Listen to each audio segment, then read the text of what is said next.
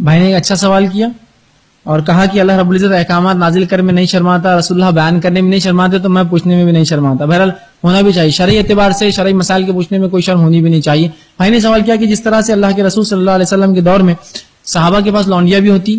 بہرحال یہ کہ ایک الگ پورا لمبا ایک وہ ہے کہ یہ کیوں ہوتی ہے کیا، اب چونکہ وہ مسئلہ نہیں ہے تو اس پہ بات کر کے کوئی زیادہ کچھ فائدہ ہم کو حاصل نہیں ہوگا. لیکن انہوں نے کہا کہ صحابہ پوچھتے تھے کہ ہم ان سے اولاد نہیں چاہتے ہیں، تو لہٰذا ہم ان سے ہم بستری کریں تو کیا ہم ان سے عزل کریں. عزل عربی زبان میں کہتے ہیں کہ انسان اپنی بیوی سے یا لونڈی سے ہم بستری کرے اور انزال کے وقت منی نکلنے سے پہلے وہ جو اس سے الگ ہو جائے، اس کو کہتے ہیں عزل عربی زبان کے اندر. تو کہا کہ ہم عزل کریں، تو رسول اللہ نے بس اس حدیث میں مسکرا دیا اور کہا کیا کوئی عزل کرتا بھی ہے، اور بس یہ کہنا بھی رسول اللہ کا جواز ثابت ہو گیا کہ انسان یہ کر سکتا ہے. تو بھائی نے سوال کیا آج کے دور میں جو چیزیں ہم حمل نہ ٹھہرنے کے لیے استعمال کرتے کانٹرسیپٹیوز، اس کے بارے میں کیا شریعت کیا اجازت ہے. تو بہرحال یاد رکھیے یہ بھی ایک بڑا سنگین مسئلہ ہے کہ لوگ نہ خود حاصل کرتے صحیح علم، نہ علماء سے رجوع کرتے ہیں، اور ان مسائل میں ایسے الجھتے چلے جاتے ہیں کہ اس کا آخری نتیجہ یہ ہوتا ہے کہ اس بچے پر بات آتی ہے جو پیدا نہیں ہوا اور اس کو ضائع کر دیتے ہیں. افسوس یاد رکھیے قرآن میں اللہ رب العزت فرماتا ہے اس لڑکی کے تعلق سے جو بنا کسی وجہ کے دفنائی گئی تھی، بِأَيِّ ذَنبٍ قُتِلَتْ، تجھے کس جرم میں مارا گیا. وہ معصوم کیا بولیں گی، کس جرم میں مری ہو، وہ کیا جواب دیں گی معصوم بچی کہ مجھے کس جرم میں میرے والدین نے مارا. تو یہ بچے جو آپ غیر شرعی علم نہیں ہونے سے یا شریعت کا علم ہونے کے باوجود بھی آپ ان کو ضائع کرتے ہیں، جس کو ابارشن بولتے ہیں عام زبان میں، حمل کو گرانا، تو یہ قیامت کے روز اللہ ان سے پوچھیں گے بِأَيِّ ذَنبٍ قُتِلَتْ، تم کس جرم میں مارے گئے. تو یہ ضروری ہے. تو آئیے انہوں نے سوال کیا کیا ہم کر سکتے ہیں. یاد رکھیے یہ بات بھی بہرحال آج کے جدید دور میں سنگین مسئلہ ہے کہ لوگوں کو اس کا علم نہیں ہے اور پھر وہ پریشان ہوتے ہیں ہم کیا کریں، یا سمجھتے شریعت نے اس میں حل ہی نہیں دیا اس لیے شریعت کو چھوڑ دو، جو دل میں لگتا ہے ڈاکٹرز کے پاس جاؤ جو بولتے ہیں کر گزرو. آئیے اب شریعت نے اس کی اجازت دی. عزل کی اجازت خود رسول اللہ کا دینا، اس پہ خاموشی اختیار کرنا اجازت ہے. یہ کانٹرسیپٹیو یوز ہو سکتے اور اس زمانے میں وہی ایک چیز تھی، اس زمانے وہی ایک طریقہ تھا وہ کرنے کا جو کہ صحابہ نے اس زمانے میں اس کو اپنایا.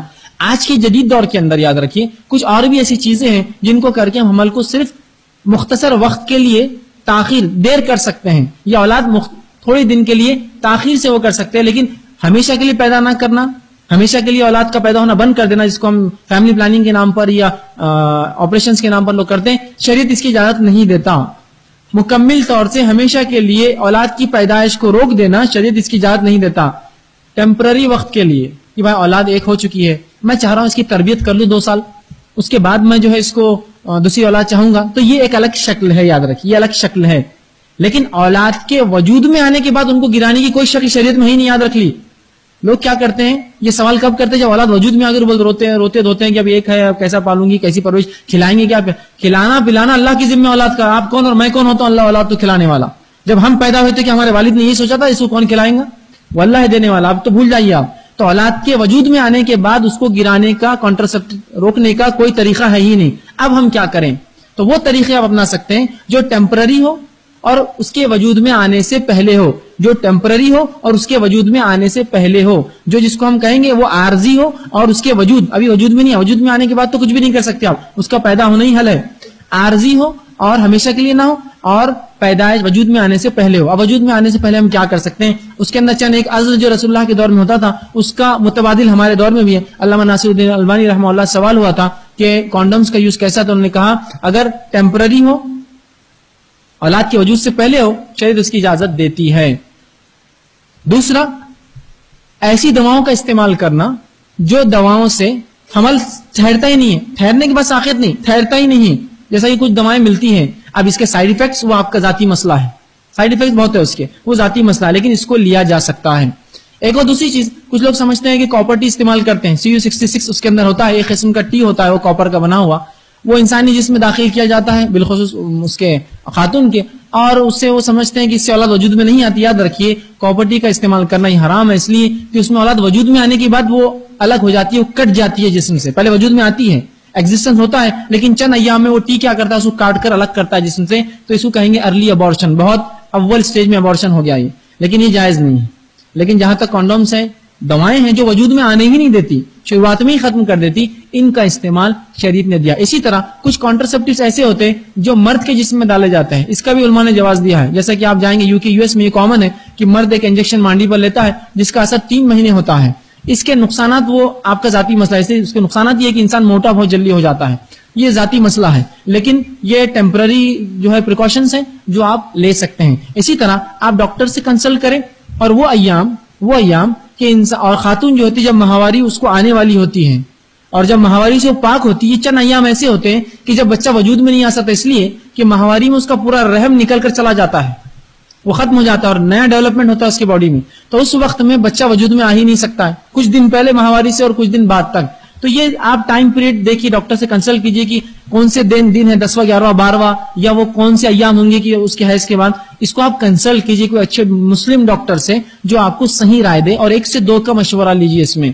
تو ایسی بہت سی اور بھی چیزیں بہرحال جو آپ کر سکتے ہیں، بس یاد رکھیے ٹیمپرری ہو پہلا، دوسرا وجود میں آنے سے پہلے جو کچھ کرنا کیجئے ٹیمپرری ہو ہمیشہ کے.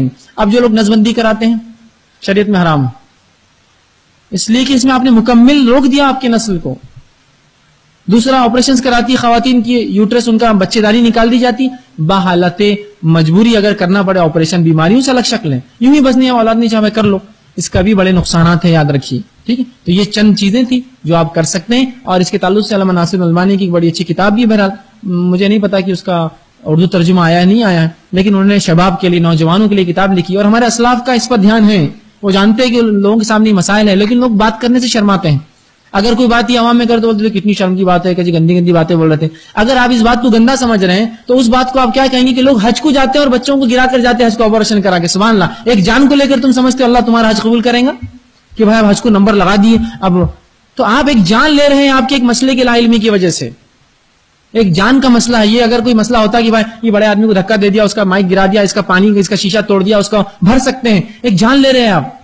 تو جب جان کا مسئلہ آئے گا تو فتاوے تو مانگنے ہوں گے، علم حاصل کرنا ہی پڑے گا آپ کو. یہ نہیں کہ میں کوئی شرم آ رہی میں کیسا پوچھوں اور کیا نہیں. اب یہ تو معاملہ شرم کا نہیں رہا، یہ زندگی کا مسئلہ آ گیا، زندگی کے وجود کا اور اس کو روکنے کا اور قیامت کے روز جواب دہی کا مسئلہ ہے. ٹھیک ہے، تو انسان وجود میں آنے کے بعد اس کے گرانے کی صرف ایک شکل ہے. آپ کو پوچھے وجود میں آ گیا تو کیا کرو، ایک ہی شکل ہے صرف اور صرف کہ ماں کی جان کو خطرہ ہو، ماں کی جان کو خطرہ ہو، صرف ایک کہ اگر یہ پیدا ہوں گا تو یہ مر جائیں گے اس کی وجہ سے. تب علماء نے کہا اس پہ بھی 2 مسلم ڈاکٹر سے اس کو پوچھنا پڑے گا جو کہ اپنے فن میں ماہر ہو. کوئی بھی ایسے ڈاکٹر سے مت پوچھیے تو بولیں گے کر دو چونکہ اس میں انکم ہوتی ہے. 2 مسلم ڈاکٹر سے وہ صلاح لیں گا جو کہ ماہر اپنے فن کے، اور پھر عالم سے فتوا لیں گا اس پر، اور تب یہ کام کریں گا. بلکہ سعودی حکومت نے تو یہ بھی کہا، اور حنابلہ جو حنبلی مسلک کے لوگ ہوتے ہیں ان کے نزدیک ابارشن اگر مجبوری میں بھی کیا جائے تو آدھا خون بہا دینا پڑے گا. 50,000 ریال، ایک خون بہا 1 لاکھ ریال ہے. 50,000 ریال دینا پڑے گا وارث کو اس لڑکے کے یا اس لڑکی جو پیدا ہونے والی تھی.